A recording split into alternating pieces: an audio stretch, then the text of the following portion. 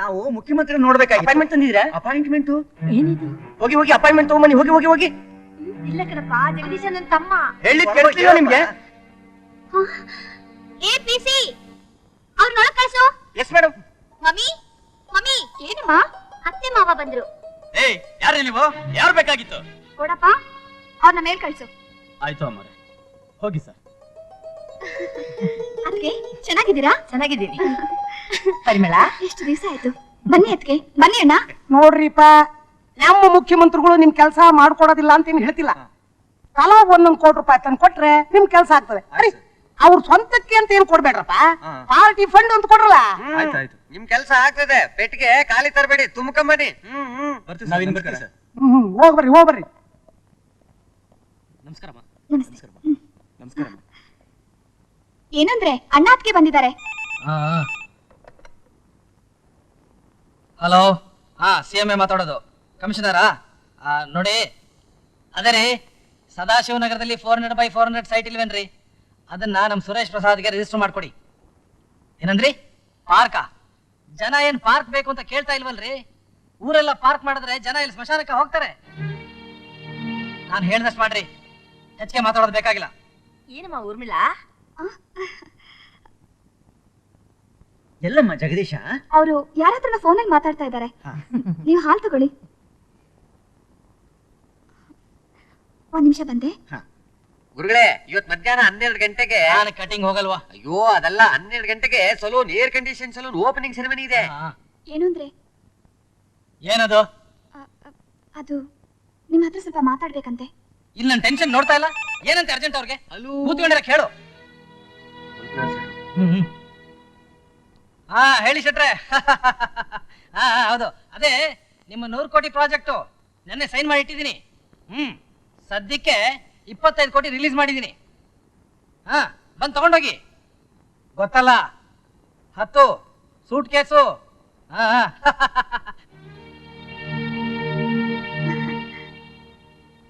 ನೋಡಿ, ನನಗೆ ತಲೆ ತಿನ್ನೋಷ್ಟು ಪ್ರೋಗ್ರಾಮ್ಸ್ ಇದೆ.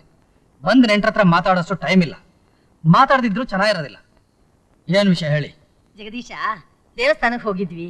ನಿನ್ ಹೆಸರಿನಲ್ಲಿ ಅರ್ಚನೆ ಮಾಡಿಸಿ ಪ್ರಸಾದ ತಂದಿದ್ದೀವಿ.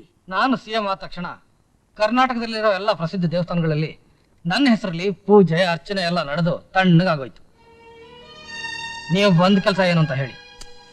ಅದೇ ಮಕ್ಕಳ ಮದುವೆ ನಿಶ್ಚಿತಾರ್ಥನ ಯಾವತ್ತು ಇಟ್ಕೊಳ್ಳೋಣ ಅಂತ.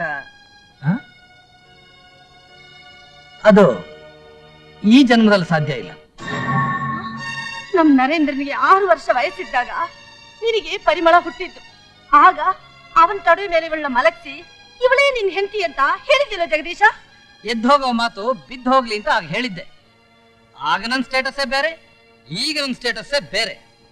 ಈ ರಾಜ್ಯದ ಮುಖ್ಯಮಂತ್ರಿ ಆಗಿರೋ ನನ್ನ ಮಗಳನ್ನ ಮದುವೆ ಮಾಡ್ಕೊಳ್ಳಕ್ಕೆ ಬೇರೆ ರಾಜ್ಯದ ಮಂತ್ರಿ ಮಕ್ಕಳು, ಫಿಲ್ಮ್ ಆಕ್ಟರ್ಗಳು, ಬಿಸ್ನೆಸ್ ಮನ್ ತುದಿಗಾಲಲ್ಲಿ ನಿಂತಿದ್ದಾರೆ.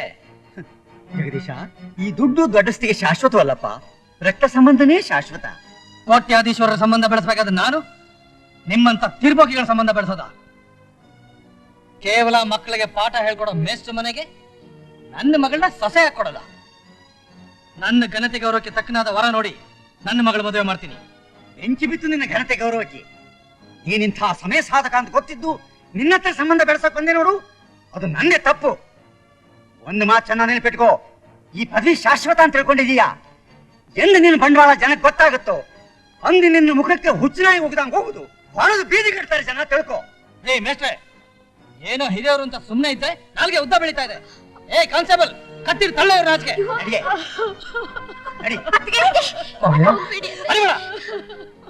ಏನ್ ಡ್ಯಾಡಿ? ಮಮ್ಮಿ, ಮಾವ, ಏನಾಗಿದೆ ನಿಮ್ಗೆ? ಯಾಕೆ ಹೀಗೆಲ್ಲ ಮಾತಾಡ್ತಿದ್ದೀರಾ? ಬಾಯಿ ಮುಚ್ಕೊಂಡು ನಡಿ ಅವಳಿಗೆ.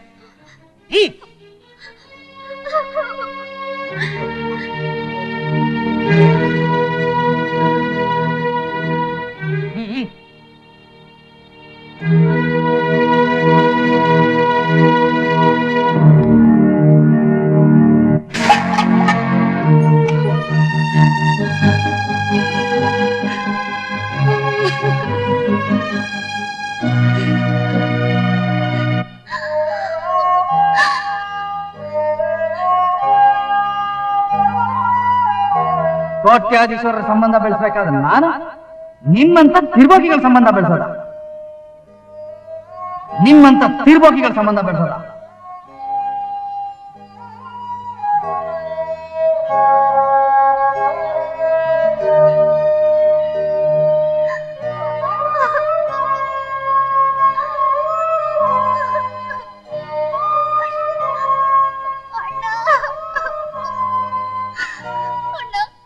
ನಾನ್ ಶ್ಯಾಮ್ನ ಬಿಟ್ಟು ಬೇರೆ ಯಾರನ್ನ ಮದ್ವೆ ಆಗಲ್ಲ.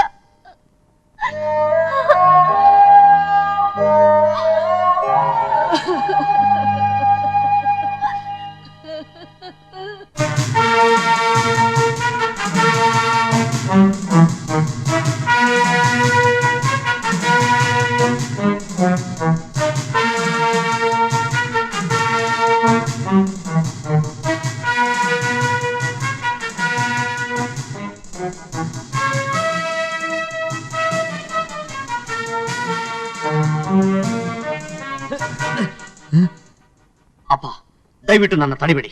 ನಮ್ಮನ್ನು ಅವಮಾನ ಮಾಡಿದವನ್ನ ನಾನು ಸುಮ್ಮನೆ ಬಿಡೋದಿಲ್ಲ. ಬಿಡಿ ನನ್ನ. ಅಪ್ಪ, ನನ್ನ ತಾಳ್ಮೆನ ಪರೀಕ್ಷೆ ಮಾಡಬೇಡಿ. ಬಿಡಿ ನನ್ನ.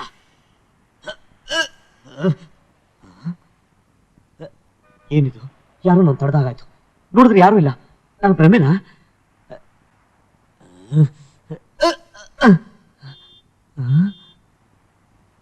ಏನಿದು? ಯಾರೋ ನಾನು ತಡೆದಾಗ್ತಿದೆ. ನನ್ನ ಮುಂದಕ್ಕೆ ಹೋಗ್ಬಿಡ್ತಾ ಇಲ್ಲ. ಒಂದು ವೇಳೆ ನಾನು ನಂಬಿರೋ ದೇವರು ನನ್ನ ಕೈಲಿ ತಪ್ಪು ಮಾಡಿಸ್ಬಾರ್ದು ಅಂತ ತಡಿತಾ ಇರ್ಬೋದಾ? ಗುರುವೇ, ದಯವಿಟ್ಟು ಇದೊಂದ್ಸಲ ನನ್ನ ಕ್ಷಮಿಸ್ಬಿಡು. ನನ್ನ ತಡಿಬೇಡ.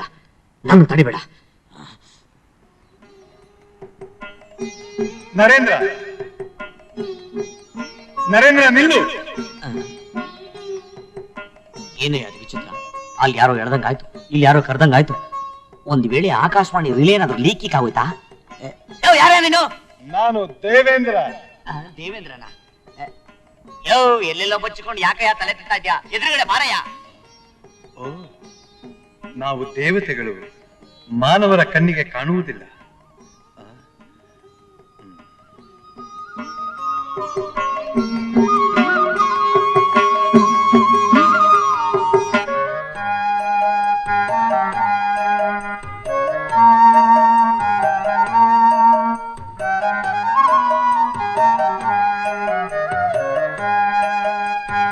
ಕೂಡದು ನರೇಂದ್ರ, ಕೂಡದು. ಈಗ ನೀನು ಮಾಡಲು ಹೊರಟಿರುವ ಕಾರ್ಯ ಅನುಚಿತವಾದದ್ದು. ನಿನ್ನ ಸೇಡಿನ ಜ್ವಾಲೆಯನ್ನ ಶಮನ ಮಾಡಿಕೊ. ಹಸ್ತದಲ್ಲಿರುವ ಆಯುಧವನ್ನ ವಿಸರ್ಜಿಸು. ನೀನ್ ಯಾರಣ್ಣ? ನಾನು ಸುರಲೋಕದ ಅಧಿಪತಿ. ಯಾವ್ದೋ ನಾಟಕದ ಕಂಪನಿ ಡ್ರೆಸ್ ನ ಕದ್ಕೊಂಡ್ಬಿಟ್ಟು ನಾನು ಇಂದ್ರ ಚಂದ್ರ ಅಂತ ಡೈಲಾಗ್ ಹೊಡ್ತಿದ್ಯಾ? ಇಲ್ಲ ಮಾನವ, ನಿಜವಾಗಿಯೂ ನಾನು ಸ್ವರ್ಗಲೋಕದಿಂದ ಬಂದ ದೇವೇಂದ್ರ. ಅಣ್ಣ, ನಿನ್ನ ಪಾತ್ರ ಮಾಡ್ಬೇಕು ಅಂತ ಆಸೆ ಇದ್ರೆ ಈ ತರ ವೇಷ ಹಾಕೊಂಡು ರಸ್ತೆಲೆಲ್ಲ ಕಾಂಜಿ ಪಿಂಜಿ ತರ ಓಡಾಡ್ಬೇಡ. ಉತ್ತರ ಕರ್ನಾಟಕ ಹೋಗ್ಬಿಡು. 1 ಮಣ ನಾಟಕದ ಕಂಪನಿ ಇದೆ. ಗಾಂಧಿನಗರಕ್ಕೆ ಹೋಗ್ಬಿಡು. 2 ಮಣ ಸಿನಿಮಾ ಕಂಪನಿ ಇದೆ. ಅಲ್ಲಿ ಪ್ರತಿಭೆ ಇದ್ದು ಪಾತ್ರ ಕೇಳಿದ್ರೆ ನಿನ್ ಪರ್ಸನಾಲಿಟಿ ತಕ್ಕನಂಗೆ ಗೋಲ್ ಹಿಡ್ಕೊಳ್ಳೋ ವಾಚ್ಮೆನ್ ರೋಲು ಇಲ್ಲ ಟೋರ್ನ ಕುಡಿಯೋ ರೋಲು ಕೊಡ್ತಾರೆ. ನನಗೆ ಯಾಕೆ ತಲೆ ತಿಂತಿದ್ಯಾ? ನರೇಂದ್ರ, ನಿಜವಾಗಿಯೂ ನಾನು ದೇವೇಂದ್ರ. ಬಾಯಿಲಿ ನನ್ ಕಿವಿಲಿ ಹೂವ ಇದೆಯಾ? ಇಲ್ಲವಲ್ಲ. ಮತ್ತೆ ನಾನೇನ್ ಗುಗ್ಗು ಅನ್ಕೊಂಡಿದ್ಯಾ? ನನ್ಗೆ ಯಾಕೆ ತಲೆ ತಿಂತಾ ಇದ್ಯಾ? ದಾರಿ ಬಿಡಯಾ? ಬೇಡ ನರೇಂದ್ರ. ನೋಡು, ಈಗ ತನಗಿರೋ ಟೆನ್ಷನ್ ಅಲ್ಲಿ ಮತ್ತೆ ಅಡ್ಡ ಹಾಕಿದ್ರೆ ನಮ್ಮ ಮಾವನ ಮೇಲೆ ಸಿಟ್ಟ ನಿನ್ ಮೇಲೆ ತಿರ್ಸ್ಕೊಬೇಕಾತ. ಏನೇ ಇವಾಗ? ಏನಂದೆ? ಇದೆ ಈ ಕೋಪ ಬೇಡ ಎಂದು ಹೇಳುವುದಕ್ಕೆ ನಾನು ಬಂದಿದ್ದು. ಮಾನವ, ಇಡೀ ಭೂಲೋಕವನ್ನೇ ನಾನು ಶೋಧಿಸಿದಾಗ ಯಾವ ಅಪರಾಧವೂ ಮಾಡದೆ, ಯಾವ ಕೆಟ್ಟ ಅಭ್ಯಾಸವೂ ಇಲ್ಲದೆ, ನ್ಯಾಯ, ನೀತಿ, ಧರ್ಮ, ಪ್ರೇಮಗಳ ಪ್ರತೀಕಗಳಂತಿರುವ ವ್ಯಕ್ತಿ ನೀನೊಬ್ಬನೇ ನನಗೆ ಕಾಣಿಸಿದ್ದು. ಈಗ ನೀನೂ ಅಪರಾಧ ಮಾಡಲು ಹೊರಟ್ರೆ ನನ್ನ ಪದವಿ ನಿಜವಾಗಿಯೂ ಯಮನ ಪಾಲಾಗುವುದು. ಅಣ್ಣ, ನೀನ್ ಮೆಂಟ್ಲಾಗಿದ್ದು ಅಲ್ದೆ ನನ್ನ ಮೆಂಟ್ಲು ಮಾಡಕ್ ಹೊರಟಿದ್ದಿಲ್ಲ. ಅಲ್ಲ, ನಿನ್ ಪದವಿಗೂ ನನಗೂ ಏನಪ್ಪ ಸಂಬಂಧ? ಇದೆ ಆ ಸಂಬಂಧ ಹೇಳಿದಾಗ ನಿನಗೆ ನನ್ನ ಬಗ್ಗೆ ಕರುಣೆ ಉಕ್ಕುತ್ತೆ. ಈ ನನ್ ಮಗ ಬಿಡಲ್ಲ ಅಂತ ಕಾಣಿಸ್ತೆ. ಕೇಳ್ಬಿಡದಿ ಒಳ್ಳೆ. ಹೇಳಿ ಅಣ್ಣ. ನರೇಂದ್ರ, ನಿಜವಾಗಿಯೂ ನಾನು ಸಾಕ್ಷಾತ್ ದೇವೇಂದ್ರ. ನನ್ನದು ಇಂದ್ರಲೋಕ. ಸದಾ ಸುಖದ ಸುಪ್ಪತ್ತಿಗೆಯಲ್ಲಿ ಆನಂದ ವೈಭೋಗದಿಂದ ತೇಲಾಡುವವನು ನಾನು ಎಂದು ಪ್ರತಿಯೊಬ್ಬ ಮಾನವನಿಗೂ ತಿಳಿದ ವಿಷಯ. ಅಲ್ಲ, ಈ ಪರ್ಸನಾಲಿಟಿ ನೋಡಿದ್ರೆ ಗೊತ್ತಾಗದೇ ಇರುತ್ತೆ. ಮುಂದಿಗೆ ಹೇಳಿ. ಒಮ್ಮೆ ನಾನು ನನ್ನ ಲೋಕದಲ್ಲಿ ಅಪ್ಸರೆಯರ ನಾಟ್ಯವನ್ನು ನೋಡುತ್ತಾ ಮೈಮರೆತಿದ್ದಾಗ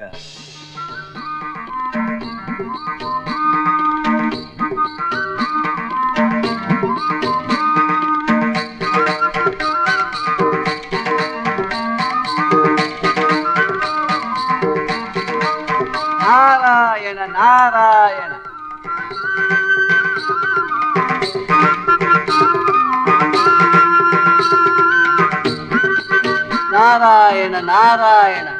ಪೂಜ್ಯ ನಾರದರು ಬಂದರು. ಆದರೆ ನಾನು ಅವರು ಬಂದಿದ್ದನ್ನು ಗಮನಿಸಲಿಲ್ಲ.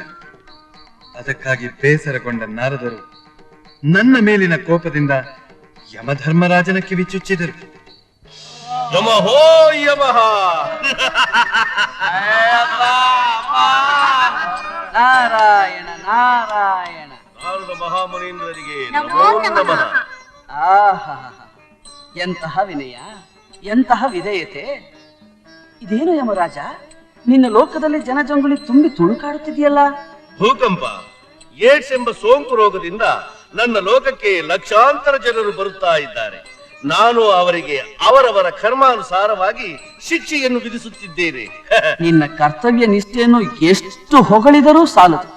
ಅದಕ್ಕಾಗಿಯೇ ನೀನು ಹಗಲು ರಾತ್ರಿ ಎಂದೆಣಿಸದೆ ಸಕುಟುಂಬ ಸಪರಿವಾರ ಸಮೇತನಾಗಿ ದುಡಿಯುತ್ತಿರುವುದನ್ನು ನೋಡಿದರೆ ನನಗೆ ಅಯ್ಯೋ ಎನಿಸುತ್ತಿದೆಯಲ್ಲ. ದೇವಋಷಿ, ನನ್ನ ಕಾಯಕವನ್ನು ನಾನು ನಿಷ್ಠೆಯಿಂದ ಪ್ರಾಮಾಣಿಕತೆಯಿಂದ ನಿರ್ವಹಿಸುತ್ತಿದ್ದೇನೆ. ಆಹಾ, ಎಂತಹ ಪ್ರಾಮಾಣಿಕತೆ! ನಿನ್ನಲ್ಲಿರುವ ಈ ನಿಷ್ಠೆಯಲ್ಲಿ ಆ ದೇವೇಂದ್ರನಿಗೆ ಕಿಂಚಿತ್ತಾದರೂ ಬೇಡವೇ? ಸ್ವರ್ಗಲೋಕಕ್ಕೆ ಒಬ್ಬ ಪುಣ್ಯ ಪುರುಷನು ಬರುತ್ತಿಲ್ಲವೆಂದು ದೇವೇಂದ್ರನು ಎಲ್ಲ ಕೆಲಸವನ್ನು ಬದಿಗೊತ್ತಿ ಸದಾ ಅಪ್ಸರೆಯರೊಂದಿಗೆ ಸ್ವರ್ಗ ಸುಖವನ್ನು ಅನುಭವಿಸುತ್ತಿದ್ದಾನೆ. ಅನುಭವಿಸಲಿ ಬಿಡಿ ಪೂಜ್ಯರೇ, ಅವರ ಕಾಯಕ ಅವರಿಗೆ, ನಮ್ಮ ಕಾಯಕ ನಮಗೆ. ನಾರಾಯಣ ನಾರಾಯಣ. ನೋಡಿದೀಯಾ ತಾಯಿ, ನಿನ್ನ ಗಂಡನ ಬುದ್ಧಿ ಕೋಣನ ಬುದ್ಧಿ ಹಾಗೆ ಆಗಿದೆ. ಪೂಜ್ಯರೇ, ನಾರಾಯಣ ನಾರಾಯಣ. ಮತ್ತಿನ್ನೇನು ಹೇಳಲಿ? ಪಾಪವನ್ನು ಮಾಡಿದವರು ನರಕಕ್ಕೆ ಬರಬೇಕು ನಿಜ, ಆದರೆ ನಿನ್ನ ಈ ಹೆಂಡತಿ ಮಗಳು ಯಾವ ಪಾಪ ಮಾಡಿದ್ದಾರೆಂದು ಈ ನರಕದಲ್ಲಿ ಕೊಳೆಯುತ್ತಿರಬೇಕು? ಸತ್ಯವಾದ ಮಾತನ್ನು ಹೇಳಿದಿರಿ ಪೂಜನೆ. ಸ್ವಾಮಿ, ನೀವು ಸ್ವರ್ಗಾಧಿಪತಿಯಾದರೆ ನಾವು ಸ್ವರ್ಗ ಸುಖವನ್ನು ಅನುಭವಿಸಬಹುದಲ್ವೇ? ದುರಾಸೆ. ಅಪ್ಪಾಜಿ, ನೀವೇನು ಕಡಿಮೆ, ಅಷ್ಟದಿಕ್ಪಾಲಕರಲ್ಲ ಒಂದೇ ಅಲ್ಲವೇ? ಚಿಕ್ಕವಳಾದರೂ ಸರಿಯಾಗಿ ಹೇಳಿದ ತಾಯಿ. ಯಮರಾಜ, ನಾನು ಇದಕ್ಕೊಂದು ಉಪಾಯವನ್ನು ಸೂಚಿಸಿದರೆ ನೀನು ನನ್ನನ್ನು ತಪ್ಪು ತಿಳಿಯುವುದಿಲ್ಲ ತಾನೇ?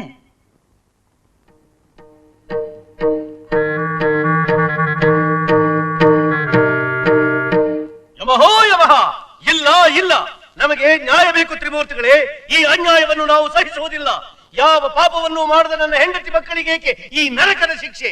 ನಮಗೆ ಈ ನರಕದಿಂದ ಮುಕ್ತಿ ಬೇಕು. ಯಮರಾಜ, ಶಾಂತನಾಗು. ಶಾಂತಿ ಶಾಂತಿ ಅದೆಲ್ಲಿದೆ ನಾರಾಯಣ? ನಾವೆಲ್ಲರೂ ಹಗಲು ഇരുಳೆಲ್ಲದೆ ದುಡಿಯುತ್ತಿರುವಾಗ ಮಿಕ್ಕವರು ಮಾತ್ರ ಸುರಾಪಾನ ಮತ್ತರಾಗಿ ಸುರ ಸುಂದರಿಯರೊಡನೆ ಸಂಗೀತ ನೃತ್ಯ ಲಾಲಿತ್ಯಗಳಲ್ಲಿ ಸುಖದ ಲೋಲೋಕ್ತರಾಗಿರುವರು. ನಮಗೂ ಸುಖ ಶಾಂತಿ ಸಿಗುವ ಆ ಪದವಿ ಬೇಕು. ಪರಮೇಶ್ವರ, ಇದಕ್ಕೆ ತಮ್ಮ ಸಮಾಧಾನವೇನು? ನಾರಾಯಣ, ತಮ್ಮ ಅಭಿಪ್ರಾಯ? ಅಭಿಪ್ರಾಯ ನಾರಾಯಣ ನಾರಾಯಣ. ತ್ರಿಮೂರ್ತಿಗಳೇ ಹೀಗೆ ಆಲೋಚನೆಯಲ್ಲಿ ಮುಳುಗಿದರೆ ಇನ್ನು ಸಮಸ್ಯೆ ಬಗೆಹರಿಯುವುದಾದರೂ ಹೇಗೆ? ಈಗ ದೇವೇಂದ್ರ, ಯಮಧರ್ಮರಾಜ ತಮ್ಮ ತಮ್ಮ ಪದವಿಗಳನ್ನು ಪರಸ್ಪರ ಬದಲಾಯಿಸಿಕೊಂಡರೆ ಹೇಗೆ? ಅದು ಸಾಧ್ಯವಿಲ್ಲ ಪರಮೇಶ್ವರ. ಅನೇಕ ಸಂವತ್ಸರಗಳ ಕಾಲ ತಪಸ್ಸನ್ನು ಆಚರಿಸಿಯೂ ಎಂಥೆಂಥವರನ್ನು ಸೋಲಿಸಿಯೂ ಗಳಿಸಿಕೊಂಡ ಈ ನನ್ನ ಇಂದ್ರನ ಪದವಿ ಈ ಯಮನ ಪಾಲಿಗೆ ಸಾಧ್ಯವಿಲ್ಲ. ಏಕೆ ಸಾಧ್ಯವಿಲ್ಲ? ಇಂದ್ರ ಪದವಿಯ ಮೇಲೆ ನಿನ್ನಷ್ಟೇ ಸರಿಸಮಾನವಾದ ಹಕ್ಕು ನಮ್ಮೆಲ್ಲರಿಗೂ ಇದೆ. ಇಂದ್ರ ಪದವಿಯನ್ನು ಬಿಟ್ಟುಕೊಡುವುದಿಲ್ಲ ಎನ್ನುವುದಕ್ಕೆ ಅದೇನು ನಿನ್ನ ಪಿತ್ರಾರ್ಜಿತವಾದ ಆಸ್ತಿಯೇ? ಅದು ನಿನ್ನ ಪಿತ್ರಾರ್ಜಿತವಾದ ಸ್ವತ್ತೇ. ಪದವಿಯನ್ನು ಬಿಟ್ಟುಕೊಡು ಎಂದು ಕೇಳಲು ನೀನು ಯಾರು? ಯಮಹೋ ಯಮಃ. ನಾನು ಯಾರು? ಮೈ ಬಗ್ಗಿಸಿ ದುಡಿದು ಬೆವರು ಸುರಿಸಿ ರಕ್ತದ ಕಾಲುವೆಯನ್ನೇ ಹರಿಸಿ ಪ್ರಾಮಾಣಿಕವಾಗಿ ದುಡಿಯುತ್ತಿರುವ ನರಕಾಧೀಶ ಯಮಧರ್ಮರಾಜ. ಸುಖವನ್ನು ಪಡುತ್ತಿರುವವರು ಸುಖವನ್ನೇ ಪಡಬೇಕು, ಕಷ್ಟವನ್ನು ಅನುಭವಿಸುತ್ತಿರುವವರು ಕಷ್ಟವನ್ನೇ ಅನುಭವಿಸಬೇಕೇ? ಅದು ನಿನ್ನ ಕರ್ಮ. ನಾರದ, ಶಾಂತವಾಗಿದ್ದ ಲೋಕಗಳಿಗೆ ಬೆಂಕಿ ಹಚ್ಚಿ ನೀನೂ ಶಾಂತವಾಗಿದ್ದಿ. ಈಗ ಆ ಬೆಂಕಿಯನ್ನು ನೀನೇ ಆರಿಸಬೇಕು. ನಾರಾಯಣ ನಾರಾಯಣ. ಪದವಿಗೋಸ್ಕರ ಅವರವರು ಕಚ್ಚಾಡುತ್ತಿದ್ದಾರೆ, ಕೆಟ್ಟ ಹೆಸರು ಮಾತ್ರ ನನಗೆ. ನಾನಿನ್ನು ಬರುತ್ತೇನೆ. ನಿಲ್ಲು ಪುತ್ರ, ನೀನೇ ಕೋಪಿಸಿಕೊಂಡರೆ ಸಮಸ್ಯೆ ಬಗೆಹರಿಯುವುದಾದರೂ ಹೇಗೆ? ಹೌದು ನಾರದ, ಎಷ್ಟೋ ದೊಡ್ಡ ದೊಡ್ಡ ಸಮಸ್ಯೆಗಳನ್ನು ಬಗೆಹರಿಸುವುದರಲ್ಲಿ ನೀನು ನಿಸ್ಸೀಮ. ಅಂತಹುದರಲ್ಲಿ ಈ ಸಮಸ್ಯೆ ನಿನಗೆ ದೊಡ್ಡದೆ? ನಾರಾಯಣ ನಾರಾಯಣ.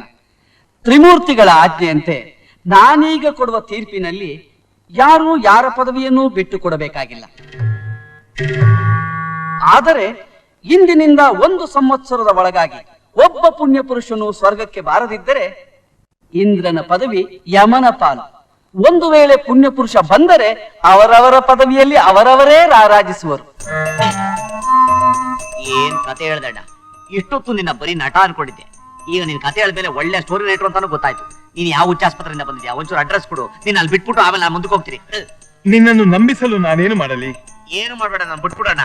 ಜಲದ ಮೇಲೆ ಅಗ್ನಿಯನ್ನು ಸೃಷ್ಟಿಸಲೇ? ಇದೋ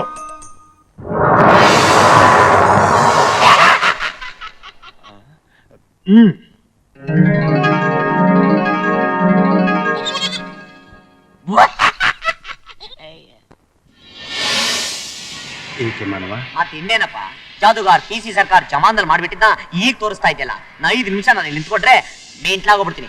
ಬರ್ತೀನಿ.